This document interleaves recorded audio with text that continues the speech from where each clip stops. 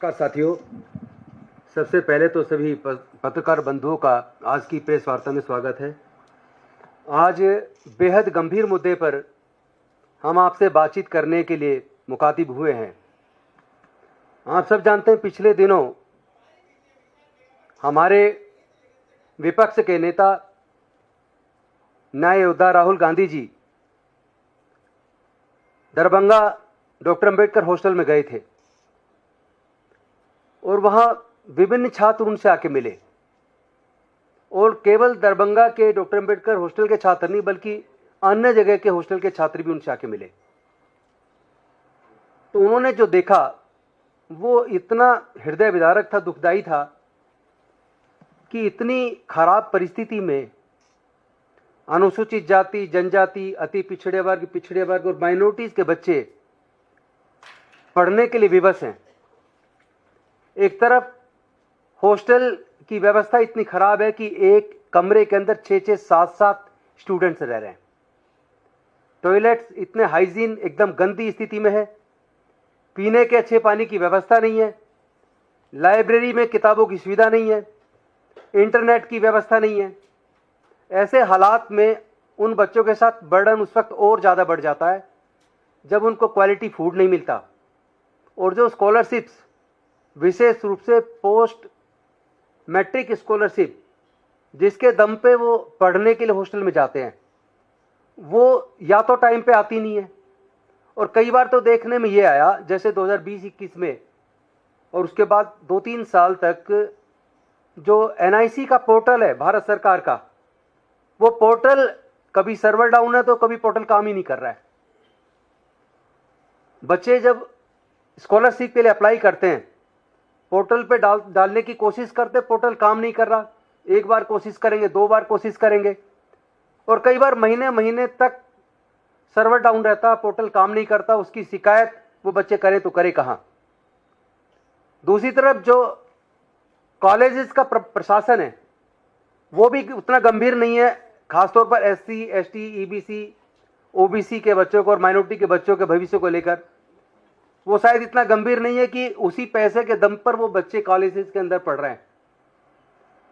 कई बार तो देखने में यहां आया कि वो स्कॉलरशिप या तो अप्लाई कर ही नहीं पाते, पोर्टल बंद, और जब तक पोर्टल खुला तब तक डेट निकल गई। डेट निकलने के बाद कोशिश कर रहे हैं, लेकिन जब डेट निकल गई तो फिर अप्लाई हो नहीं सकता। यहां तक कि मैं एक एग्जांपल बताता हूं। जब मैं दिल्ली गवर्नमेंट में सोशल वेलफेयर मिनिस्टर था तो इसी तरीके से पोर्टल काम नहीं कर पा रहा था, तो मुझे मजबूरी में शास्त्री भवन में जाके सोशल जस्टिस एम्पावर मिनिस्टर से मिलना पड़ा। इसके साथ साथ मुझे माइनॉरिटी अफेयर्स के मंत्री से भी मिला और उनसे रिक्वेस्ट करने के बाद भी पोर्टल चूंकि काम नहीं कर रहा था, डेट निकल गई थी, डेट बढ़ाने का रिक्वेस्ट किया लेकिन डेट नहीं बढ़ा। और ये जो डाटा जो हमारे सामने आया है, इस डाटा में सबसे बड़ी दिक्कत यह है कि सरकार इसका ऑडिट भी नहीं कराती कि हॉस्टल का ऑडिट कराए, फैसिलिटीज हैं या नहीं है उसका ऑडिट कराए, किताबों की, इंटरनेट की व्यवस्था है या नहीं है उसका ऑडिट कराए, टॉयलेट साफ है या नहीं है उसका ऑडिट कराए। और दूसरी बात, ड्रॉप आउट रेट इतना ज़्यादा क्यों है? जहां 2020-21 में अगर आप देखेंगे 32,38,399 टोटल बच्चों ने स्कॉलरशिप प्री मैट्रिक के लिए अप्लाई किया, लेकिन वही गिरते गिरते 2022-23 तक केवल 12,34,117 पे आ गया, यानी लगभग 65% की गिरावट। और उसी तरह पोस्ट मैट्रिक वाला अगर आप देखेंगे 40,94,000 बच्चों ने अप्लाई किया था 20-21 में, और वही 22-23 में गिरकर 5,38,000 पे आ गया।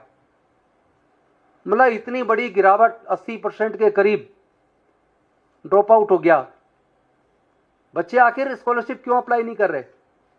और जो कर रहे हैं उनकी मिलती नहीं है। आप जरा उनके बारे में सोचिए कि जो बच्चे सुसाइड करते हैं, जो बच्चे प्रोफेशनल कोर्सेज में फर्स्ट ईयर में एडमिशन तो ले लेते हैं लेकिन सेकंड ईयर तक कॉलेज छोड़ देते हैं। और कभी उन बच्चों के बारे में भी सोचिए जो कई बार पता लगता हॉस्टल में बच्चे ने सुसाइड कर लिया।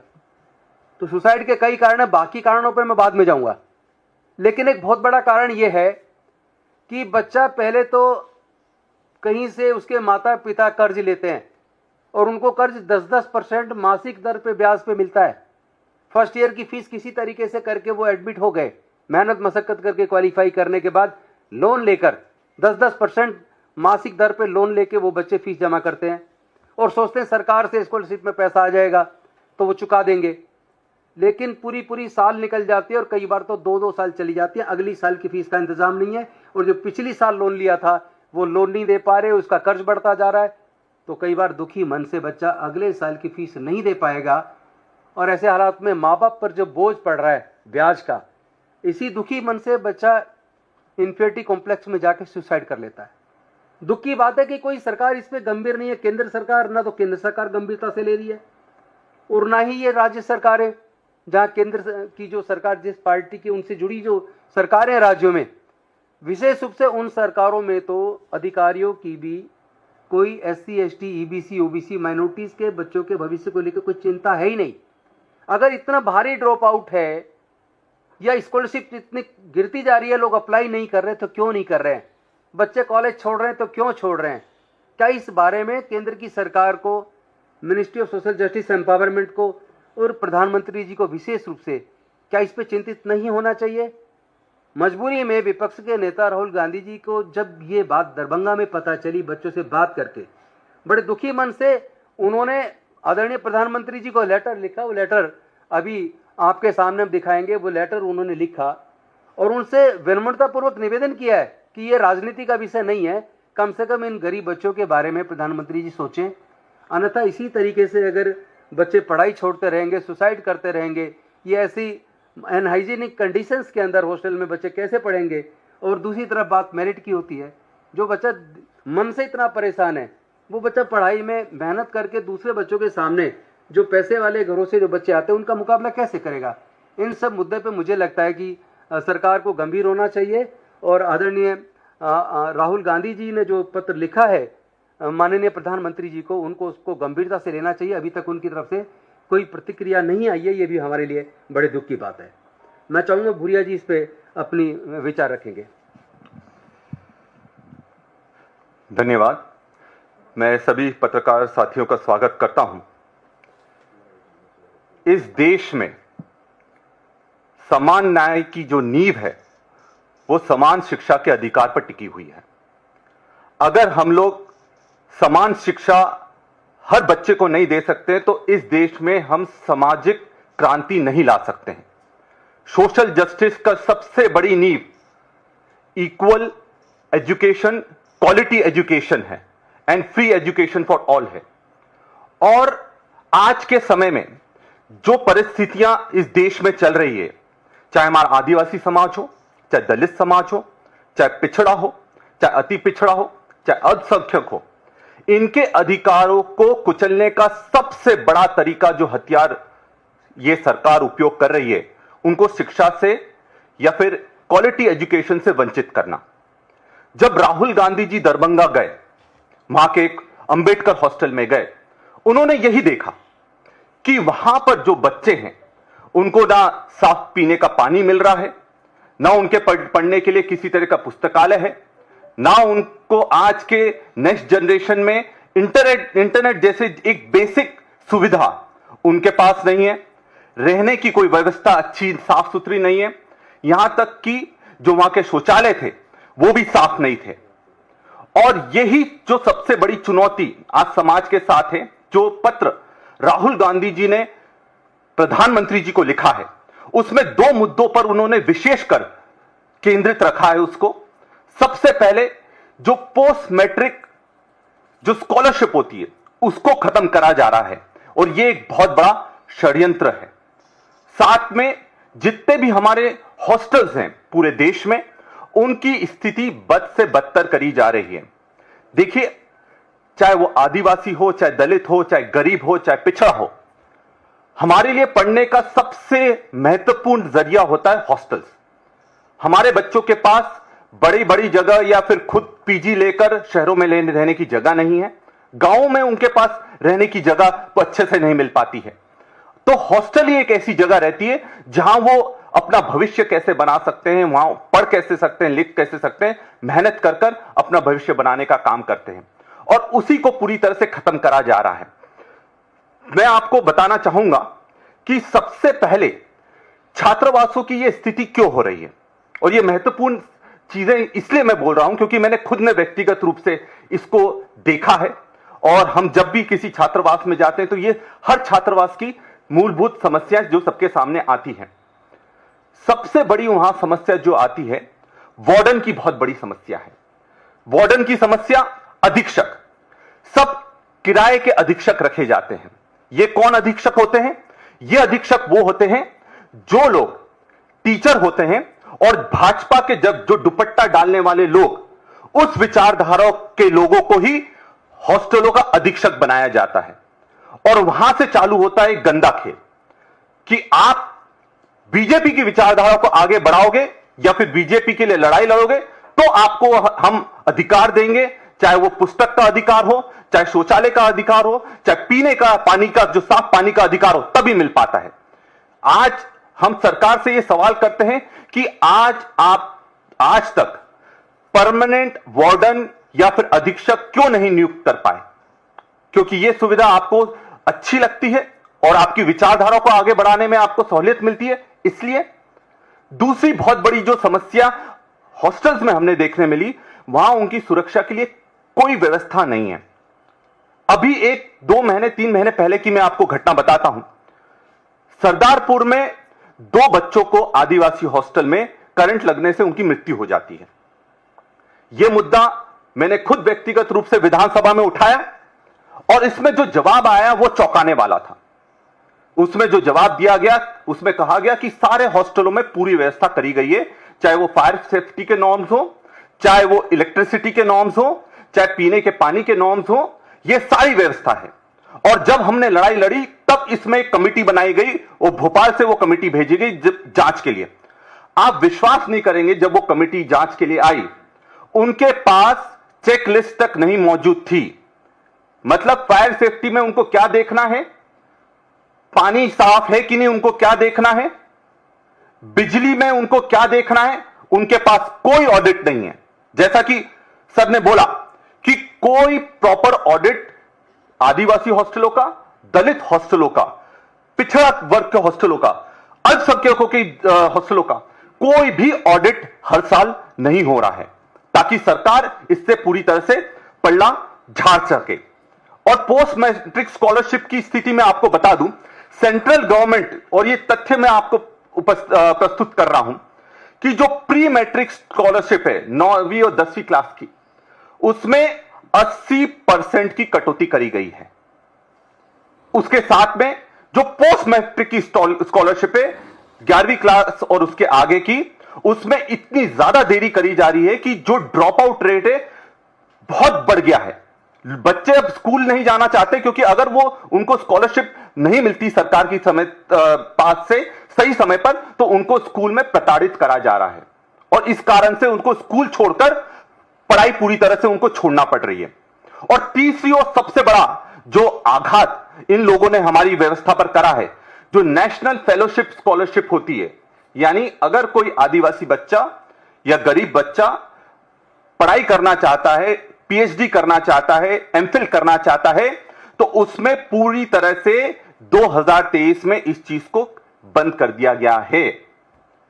तो क्या अब बात साफ ये होती है, क्या जो ये इंस्टीट्यूशनल डिस्क्रिमिनेशन करा जा रहा है, क्या ये अछूत अनटचेबिलिटी का नया तरीका नहीं है कि हमारे जो आदिवासी हैं, गरीब हैं, पिछड़ा हैं, दलित हैं, उनको पूरी तरह से मानसिक रूप से पूरी तरह से प्रताड़ित कर कर उनको छोड़ने पर मजबूर कर दिया जाए, उनको हॉस्टलों से दूर कर दिया जाए, स्कॉलरशिप उनको किसी तरह से नहीं दिया जाए। साथियों, भाजपा के पास बड़े बड़े उद्योगपतियों को पैसा देने के लिए करोड़ों रुपया है, पर आदिवासी छात्रों को जो उनके अधिकार का, चाहे दलित छात्रों को एसटी एससी सब प्लान का हॉस्टलों में पैसा क्यों नहीं दिया जा रहा है?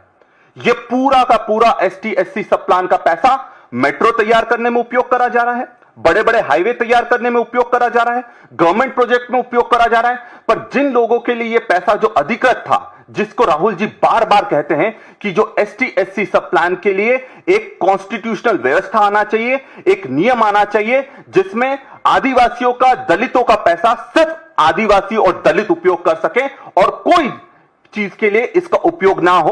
और आज हकीकत यह कि हमारे लोगों को हमारे हॉस्टल में उनको खुद के लिए स्वास्थ्य के लिए व्यवस्था नहीं मिल पा रही है, शिक्षा के लिए व्यवस्था नहीं मिल पा रही है, सुरक्षा के लिए व्यवस्था नहीं मिल पा रही है। अंत में मैं बस यही बात कहना चाहूंगा, ये भाजपा की सरकार ना हमारे आदिवासी दलित और पिछड़ों को पढ़ाना चाहती है, ना उनको आगे बढ़ाना चाहती है। धन्यवाद।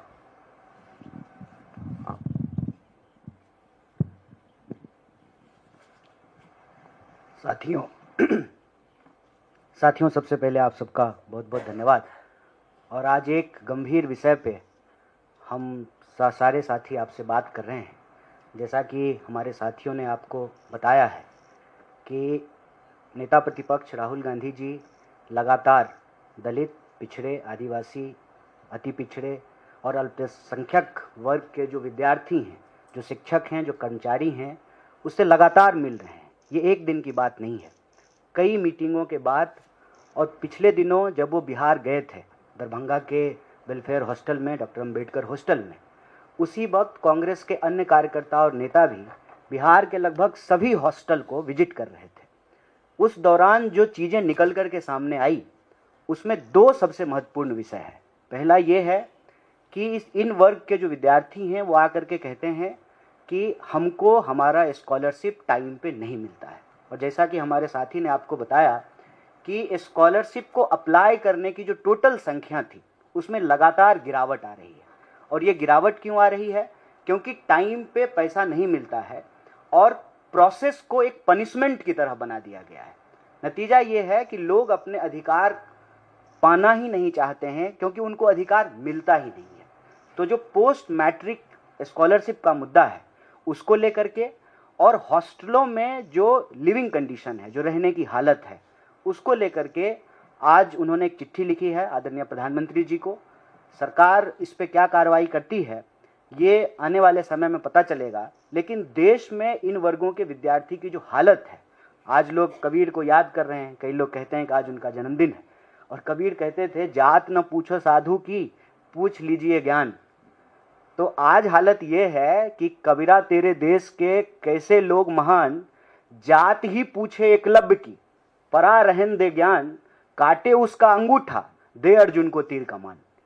ऐसी परिस्थिति बना दी गई है कि लोगों के जो संवैधानिक अधिकार हैं, वो अधिकार से उनको इस तरह से वंचित रखा जा रहा है कि उनको कोई भरोसा ही नहीं है कि यह अधिकार उनको प्राप्त होगा।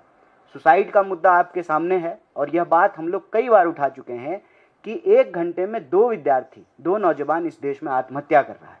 इस देश के भीतर हॉस्टलों की जो लिविंग कंडीशन है, जो सरकारी संस्थान है, उनकी जो स्थिति है, जो उनका इंफ्रास्ट्रक्चर है, स्वाभाविक रूप से उसमें गरीब विद्यार्थी पढ़ने के लिए विवश हैं। और सरकार उनके लिए एक तो बजट कम करती रहती है, लगातार भारत में शिक्षा के बजट को कम किया गया है, इसको बढ़ाया नहीं गया। और जो SC ST सब प्लान का पैसा है, राज्य की सरकारें और केंद्र की सरकारें उसको लगातार डाइवर्ट करती है। उसका नतीजा ये है कि शिक्षा जो हमारा बुनियादी अधिकार है, उस बुनियादी अधिकार से लोग मरहूम रह रहे हैं, वंचित रह रहे हैं। और ये वंचित वर्ग के खिलाफ एक बहुत बड़ा अन्याय है।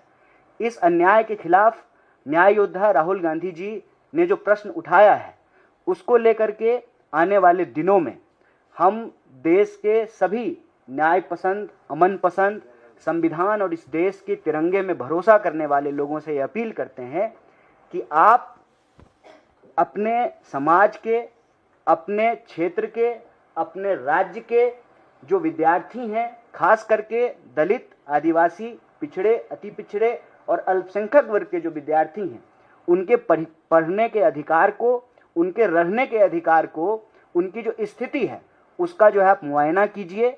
आपको पता चलेगा कि वो बहुत बुरी हालत में रह रहे हैं।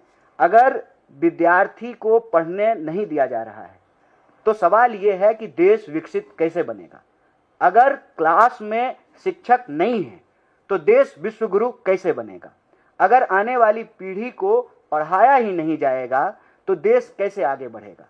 तमाम लोगों ने ये कहा है कि शिक्षा ट्रांसफॉर्मेशन का सबसे मजबूत टूल होता है। देश की शिक्षा व्यवस्था की यदि ऐसी हालत है तो हम देशवासियों के लिए ये चिंता का विषय है। हम यहाँ से, इस मंच से तमाम देशवासियों से अपील करते हैं कि कि आने वाले दिनों में संविधान लीडरशिप प्रोग्राम के तहत, जो कि व्हाइट टी शर्ट अभियान का एक पहल है, हम आप सब लोगों से अपील करते हैं कि आप इससे जुड़िए और 100 दिनों के भीतर हम देश के जितने भी दलित, आदिवासी, पिछड़े, अति पिछड़े और माइनॉरिटी हॉस्टल्स हैं, उस हॉस्टल का हम ऑडिट करेंगे। और सिर्फ हम अपने जो हमारे जन संगठन हैं उसकी पहल नहीं है ये अभियान, ये पहल देश का अभियान होना चाहिए, क्योंकि ये देश के भविष्य का सवाल है। विद्यार्थी देश का बुनियाद होते हैं। जब तक हमारी शिक्षा व्यवस्था अच्छी नहीं होगी, हमारा देश भी जो है विकसित और बेहतर नहीं हो सकता है। तो इस अभियान में आप सब लोग जुड़िए जो संविधान पे भरोसा करते हैं। अपने आसपास के हॉस्टल को ऑडिट कराने में हमारी मदद कीजिए। 100 दिनों के भीतर हम देश के सभी हॉस्टल को विजिट करेंगे और वहाँ का जो लिविंग कंडीशन है, उसकी स्थिति जो है उसको उजागर करेंगे, देश के सामने उसको लेकर के आएंगे। तो हमारा सबसे पहला जो पहल है ये संविधान लीडरशिप प्रोग्राम का, कि पूरे देश के हॉस्टलों का ऑडिट किया जाएगा। और दूसरा, हम सरकार से ये 2 विषय पे तुरंत जो है एक कार्रवाई की अपील करते हैं। आदरणीय राहुल गांधी जी ने जो पत्र लिखा है उसके कॉन्टेक्स्ट में, कि इमीडिएटली पोस्ट मैट्रिक जो स्कॉलरशिप है उसको रिलीज किया जाए। अलग अलग प्रकार के जो वजीफे हैं, जो छात्रवृत्तियां हैं, जो स्कॉलरशिप है, उसको बिना किसी देरी के रिलीज किया जाए। और यहाँ एक विषय बोलना बहुत जरूरी है। जो मोबाइल आप 100 रुपये का रिचार्ज कराते थे, वो मोबाइल अब आप 700 रुपये का रिचार्ज करा रहे हैं। जो दाल आप 100 रुपये का खरीदते थे, वो दाल आप 200 रुपये का खरीद रहे हैं। जो पेट्रोल आप 50 रुपये का खरीदते थे, वो पेट्रोल आप 100 रुपये का खरीद रहे हैं। जो गैस सिलेंडर आप 500 रुपये का भराते थे, वो गैस सिलेंडर आप 1200 रुपये का भरा रहे हैं। तो महंगाई अगर देश के लिए बढ़ रही है, तो विद्यार्थियों के लिए भी महंगाई बढ़ रही है ना। उनको कोई कंसेशन नहीं मिलता है। लगातार निजीकरण करने के चलते जो कंसेशन मिला करता था स्टूडेंट को, कोई कंसेशन नहीं मिलता है। तो जो ये महंगाई लगातार बढ़ रही है, इस कॉन्टेक्स्ट में छात्रवृत्ति की जो राशि है उसको भी बढ़ाना चाहिए, क्योंकि महंगाई का शिकार विद्यार्थी भी होता है। आप समय पे स्कॉलरशिप जो तय किया गया है उसको दीजिए, उसको वक्त के अनुसार महंगाई से जोड़ करके, इन्फ्लेशन से उसको जोड़ करके उसकी राशि को बढ़ाइए। और दूसरा, जो SC ST सब प्लान का पैसा है उसको बिना डाइवर्ट किए हुए देश के जो पिछड़े वर्ग के विद्यार्थी हैं, जो गरीब विद्यार्थी हैं, जो दलित, आदिवासी हैं, जो माइनॉरिटी वर्ग के जो हॉस्टल्स हैं, उसके लिविंग कंडीशन को बेहतर कीजिए। अगर देश के नेताओं के लिए सेंट्रल विस्टा बन रहा है, पार्लियामेंट बन रहा है, 20,000 करोड़ का प्रोजेक्ट है, MP के लिए, मंत्री के लिए अच्छा बंगला बन रहा है, प्रधानमंत्री के लिए 8,500 करोड़ का हवाई जहाज खरीदा गया है। तो प्रधानमंत्री हैं, विदेश मंत्री थोड़ी हैं, वो तो जो है दूसरे हवाई जहाज से भी जा सकते हैं। ये जो झूठा कंपटीशन है ना दुनिया में दिखावे का, इससे बाहर आना चाहिए। देश का शान इससे तय नहीं होता है कि राजा का महल कितना बड़ा है। देश का शान इससे तय होता है कि देश की यूनिवर्सिटी कैसी है। जिस गौरवशाली परंपरा की हम बात करते हैं, उस परंपरा में यह नहीं बताया जाता है कि चंद्रगुप्त का महल कितना आलीशान है।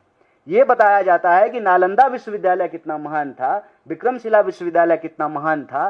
तो देश की यूनिवर्सिटी से ये तय होगा कि देश कितना ताकतवर है। सरकार बिना किसी देरी के इस पर तुरंत पहल करे और आने वाले दिनों में संविधान लीडरशिप प्रोग्राम के तहत, जो कि व्हाइट टी शर्ट मूवमेंट का उस अभियान का एक पहल है, हम तमाम देश के हॉस्टलों में 100 दिन के भीतर जाएंगे। और देश के आम लोगों से भी अपील है, ये शिक्षा का सवाल है, ये आपका सवाल है, ये देश का सवाल है, ये आपके आने वाली पीढ़ी का सवाल है। आप भी इस मुहिम से जुड़िए।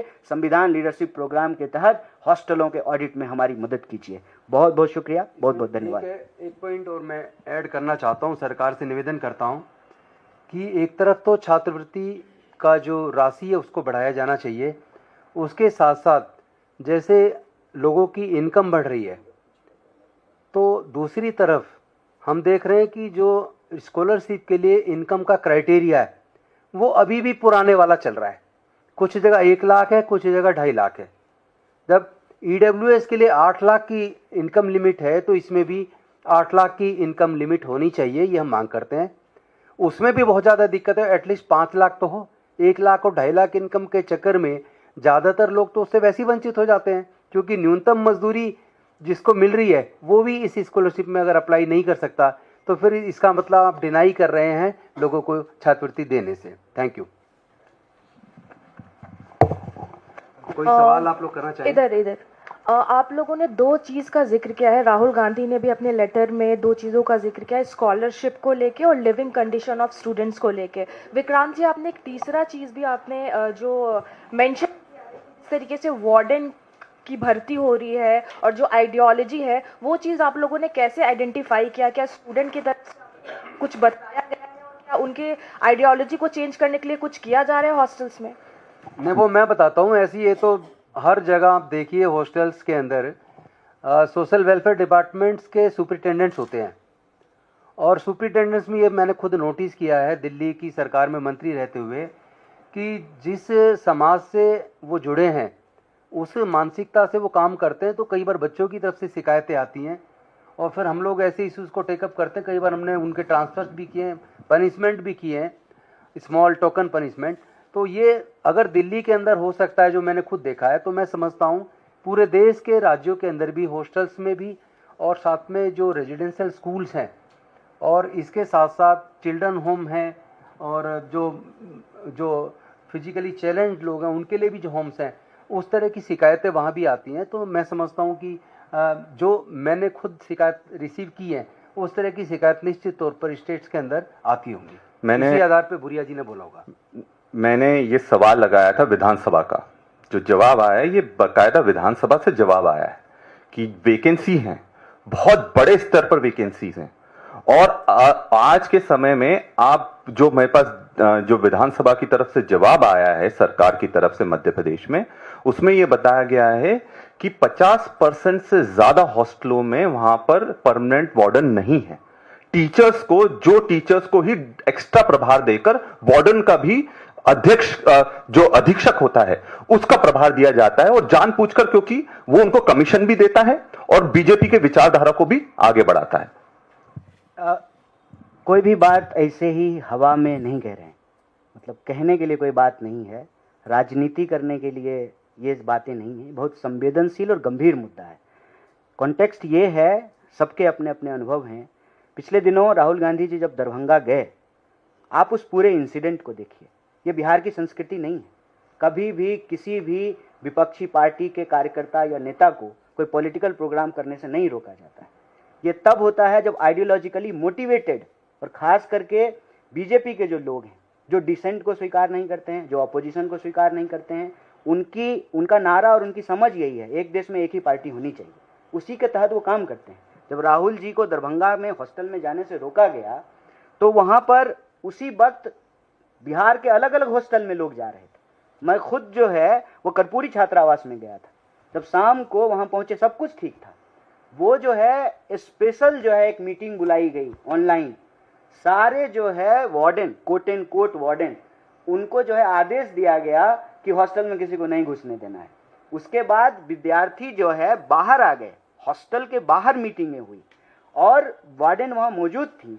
वो जो है गेट बंद कर दी। विद्यार्थियों को, क्या वो कैदखाना है, क्या वो जेल है?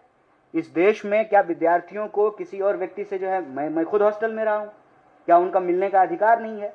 तो ये आइडियोलॉजिकली मोटिवेटेड लोग हैं और उनको ऐसा करने के लिए कहा जाता है। अगर वो ऐसा नहीं करते हैं तो फिर उनको प्रताड़ित किया जाता है।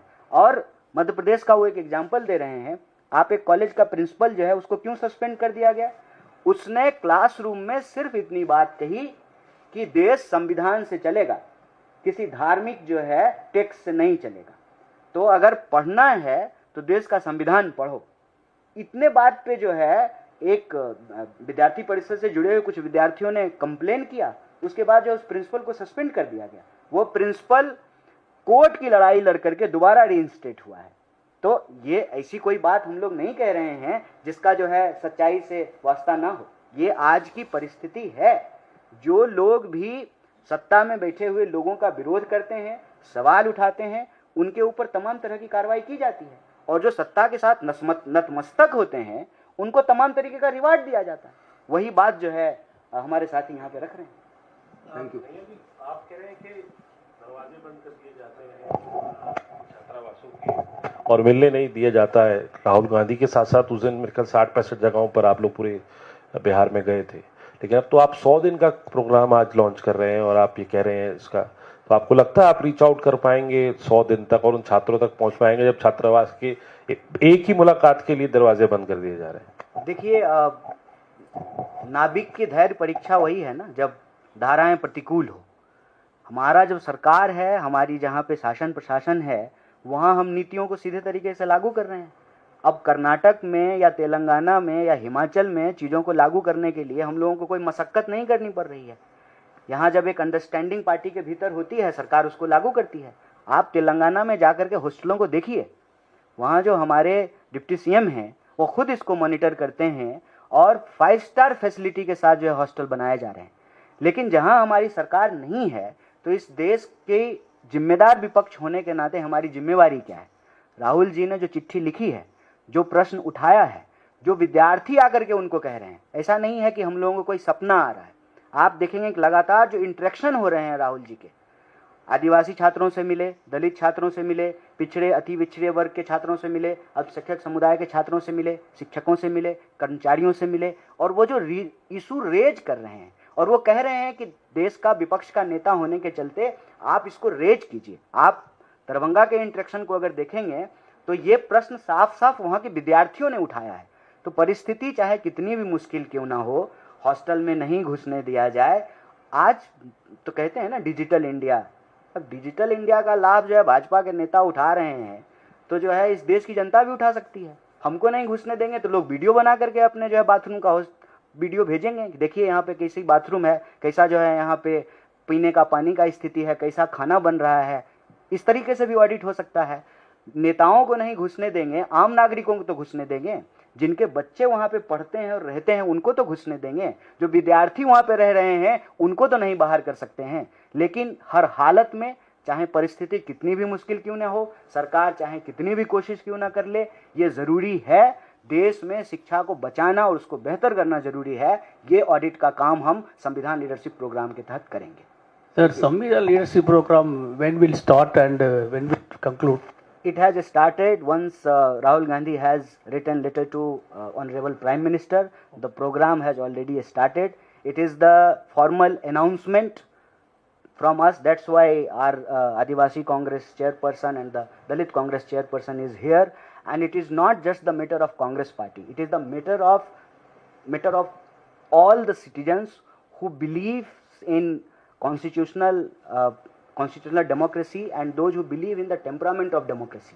They must take part into it. This is not a political program. This is a program of justice. So those who believe in justice, they must take part into it, and all are frontals. That's why from NSUI and the other frontal organization and cell and departments, we are here and addressing this issue. We have already announced this program after the letter written by Honorable Rahul Gandhi to the Honorable Prime Minister. After you auditing all these hostels, have you any plan to submit the report with the government? Of course. See, the deliberations, discussions, interactions, the only purpose to understand the intensity of the matter. Once the factual data we have, definitely we'll submit to the government, because any policy will be passed by the parliament. So this data will definitely submit to the government. Thank you so much.